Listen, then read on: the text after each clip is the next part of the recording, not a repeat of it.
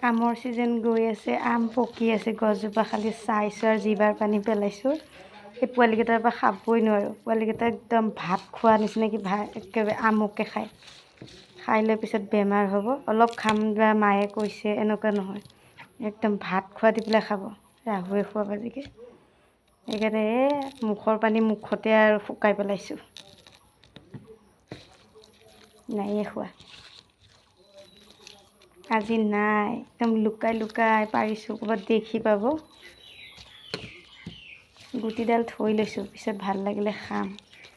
গুটিটো লাষ্টত ভালেই লাগে খাই, চুহি খাবলৈ।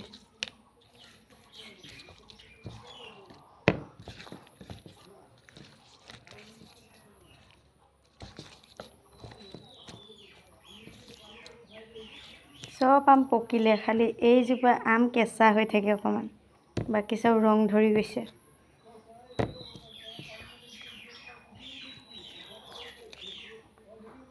কিমান খাইছোঁ আগত, এতিয়া পোৱালিৰ পৰা খাবই নোৱাৰোঁ। খাক, একো নহয় বাৰু, বতৰৰ বস্তু বতৰত খাব লাগে। মাকে ৰাক্য যেতিয়া পোৱালিটো খাব, মানে সিহঁতে আছে নহয়, মায়ে মানা কৰিছে অকণমানকৈ খা, এনেকুৱা নহয় আৰু। এবাৰ দিম আকৌ খুজি খাব, আকৌ দিম আকৌ খুজি খাব, মানে ইমান টপাটপ খাই থৈ দিব ভাত খোৱা নিচিনাকৈ। এতিয়া খাই চাওঁ অকণমান।